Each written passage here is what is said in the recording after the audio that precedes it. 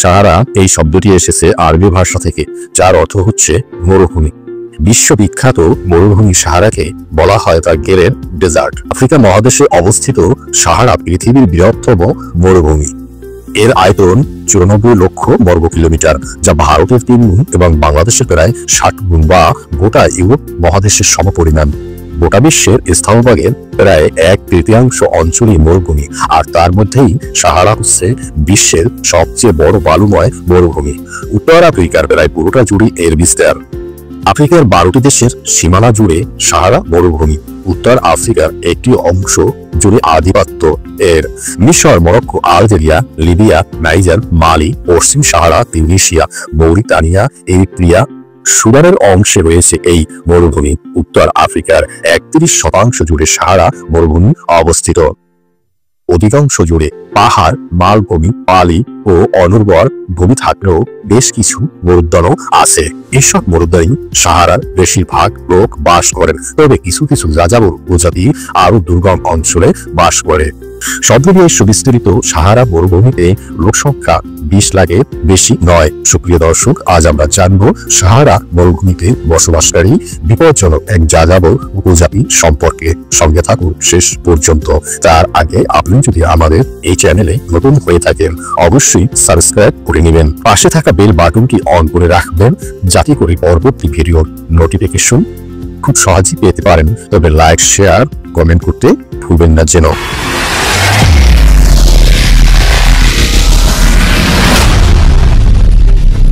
পৃথিবীর যতগুলো রহস্যকেরা স্থান আছে তার মধ্যে সাহারা মরুভূমি অন্য সবার চেয়ে অনেক গুণ এগিয়ে। সাহারা মরুভূমি কালের স্রোতে বিভিন্ন রূপ ধারণ করেছে। বর্তমান সাহারা যেখানে পৃথিবীর সবচেয়ে উষ্ণতম স্থান, কয়েক কোটি বছর আগে তা ছিল টেথিস সাগর কিংবা বায়ুর রাজ্য খ্যাত সাহারা একসময় ছিল সবুজ, উর্বর আর জনবসতিপূর্ণ। আফ্রিকার দক্ষিণ অংশ থেকে আদি মানব এখান দিয়ে রওনা হয়েছিল ইউরোপের উদ্দেশ্যে।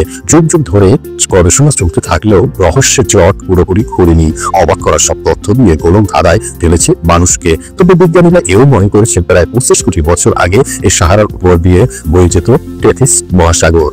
হাজার হাজার বছর ধরে এই সাগরের জলোচ্ছ্বাস প্রবাহের কারণে তলদেশে জমা হয়েছিল মোটা চুনা পাথরের স্তর। সময়ের সঙ্গে সঙ্গে পৃথিবী ভৌগোলিক পরিবর্তনের নতুন মহাদেশ গঠিত হতে শুরু করে। যখন আফ্রিকা, ইউরোপ এবং এশিয়ার জমি ভেঙে পৃথক হতে থাকে, তখন তাদের মাঝে তৈরি হয় সাহারার এই ভূমি। ধীরে ধীরে সাগর এখান থেকে সরে যায় এবং শুরু হয় শুষ্ক মরুর ইতিহাস। চুনা পাথরের উপর প্রচন্ড ভাবে আঘাত করতে শুরু করে, ফলে ধীরে ধীরে চুনা পাথর ভেঙে ছোট ছোট কণায় পরিণত হয়। লক্ষ লক্ষ বছরের ব্যবধানে এই কণাগুলি সাহারা জুড়ে বিশাল বালির স্তরে পরিণত হয়। এই মরুভূমির যেখানে চুনা পাথর এসেছিল সেখানে এখন দেখা যায় সাদা বালির প্রান্তর, আর যেখানে ছিল বালুকা পাথর সেখানে গড়ে উঠেছে হলুদাভ বালিয়ারি। আজও সাহারা জুড়ে ছড়িয়ে আছে এমনই নানা রঙের অবিশ্বাস্য বালির টিলা। সাহারা মরুভূমি যে পূর্বের সাগর ছিল তার প্রমাণ মিলে মিশরের রাজধানী কায়রো থেকে 150 কিলোমিটার দূরে সাহারা মরুভূমির ওয়াদি আল ইতান বা তিমির উপত্যকা নামক একটি স্থানে প্রায় 36 লক্ষ বছর আগে বিলুপ্ত ডোরাডান প্রজাতির তিমির ফসিল খুঁজে পাওয়া যায়। এখন পর্যন্ত পৃথিবীর সবচেয়ে বেশি জীবাশ্ম পাওয়া গেছে ওয়াদি আল ইতানে। গোটা আফ্রিকা মহাদেশ পৃথিবীর একটা টেকটনিক প্লেটের উপর অবস্থিত। বহুকাল আগে আফ্রিকা ও ইউরোপের মাঝে টেথিস সাগর ছিল। ধারণা করা হয় 4 কোটি বছর আগে টেকটনিক প্লেটের গতির ফলে টেথিস সাগর উত্তরের দিকে সরে আসে এবং আফ্রিকা আর ইউরোপ একসাথে মিলে যায়। ফলশ্রুতিতে আফ্রিকার উত্তর অংশ সংকুচিত হয় এবং সমুদ্র পৃষ্ঠ থেকে অনেক উপরে উঠে যায়। এরপরই এই এলাকা ধীরে ধীরে পানি শূন্য হয়ে গিয়ে বিশাল মরুপ্রান্তরে পরিণত হয়। মানুষের জন্মের পূর্বে এই বিশাল মরুপ্রান্তরের সৃষ্টি হয়েছিল। সূর্য ওঠার পর এখানকার তাপমাত্রা 55 ডিগ্রি সেলসিয়াস পার করে যায়, আর রাত নামতেই বালি এতটা ঠান্ডা হয়ে পড়ে যে জমে যাওয়ার প্রকোপ। এই চরম পরিবেশে মানুষের বডি, কোনো পশু পাখি, কীট পতঙ্গ বা অন্য কোনো জীবের পক্ষে টিকে থাকা সম্ভব নয়। তাই সাহারার মতো অঞ্চলে কেবলমাত্র কিছু বিরল এবং অত্যন্ত টেকসই প্রাণী টিকে থাকতে পারে। এ কারণে পুরো মরুভূমি প্রায় জনশূন্য, শুষ্ক এবং বৃক্ষহীন। তবুও সাহারা মরুভূমির সীমানা ঘেঁষা কয়েকটি দেশের অভ্যন্তরে কিছু উপজাতির সম্প্রদায় বাস করে, যাদের জীবন সংগ্রামের মধ্যে কিছু কিছু উপজাতি আছে যারা এই মরুভূমির মধ্যেই নিজেদের বাসা গড়ে তুলেছে, বালি ডিবে দিয়ে তৈরি করেছে নিজেদের ঘর বাড়ি। এই কঠিন আর ভয়ঙ্কর পরিবেশে এরা কিভাবে বেঁচে থাকে প্রশ্ন থাকা স্বাভাবিক।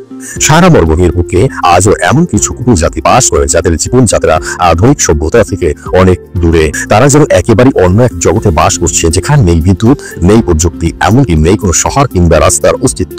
এদের কাছে বাড়ি বানানোর মতো আধুনিক কোনো উপকরণ নেই। দেশে থাকার একমাত্র ভরসা বালি, পশুপালন আর নিজেদের তৈরি করে নেওয়া ছোট ছোট এই ঘরগুলি।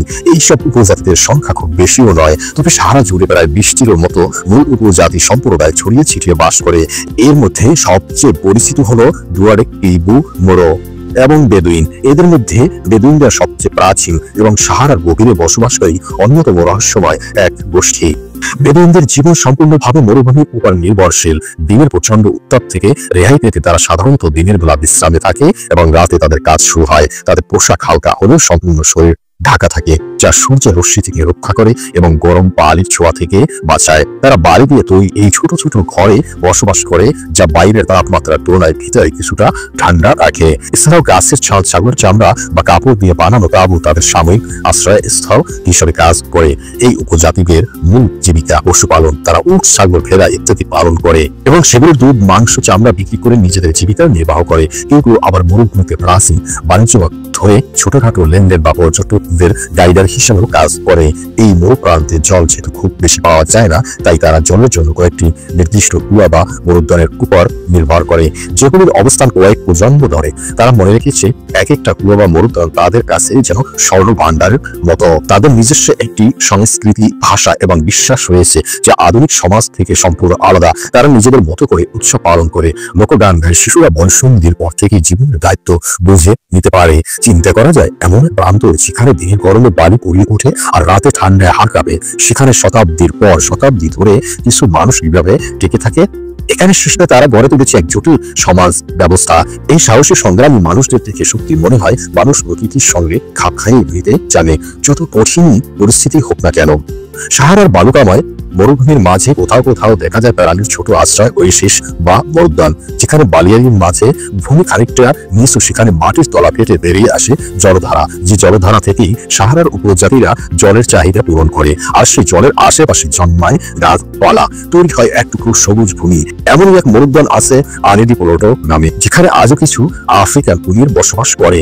বিজ্ঞানীরা বলেন হাজার হাজার বছর আগে এই অঞ্চল জলে ঢাকা ছিল, তখন কুমিররা এখানে বসতি গড়ে তোলে। তবে এখন তারা প্রায় বিলুপ্তির পথে। এছাড়া 1940 সাল পর্যন্ত সাহারায় আফ্রিকান কিছু সিংহ দেখা যেত, যা আজ আর নেই। এডেক্স নামক এক ধরনের হরিণের বাস সাহারা মরুভূমিতে। পানি ছাড়া প্রায় 1 বছর পর্যন্ত বাঁচতে পারে এডেক্স। দরকাশ গ্যাজেল নামক হরিণও দীর্ঘদিন টিকে থাকতে পারে, যেটিরও বাস এই সাহারায়। এছাড়াও কয়েক প্রজাতির শিয়ালের বাস সাহারায়। মালি, নাইজার, টুগো, আলজেরিয়া অঞ্চলে সাহারান চিতা বাস করে। বিভিন্ন সরীসৃপ প্রজাতির প্রাণী দেখা মিলে এখানে। অত্যন্ত বিপজ্জনক ডেথ স্টার বিসার বাসও এখানে। 10 সেন্টিমিটার পর্যন্ত লম্বা এই বিসার বিশ্বে অধিক পরিমাণে এজিটোক্সিন ও সাইলাটোক্সিন রয়েছে। পূর্ণবয়স্ক একজন মানুষকে মেরে ফেলতে ডেথ স্টারের এক অংশই যথেষ্ট। বৈজ্ঞানিক গবেষণা পাওয়া গেছে বিগত 100 বছরে সাহারা 10% বৃদ্ধি পেয়েছে।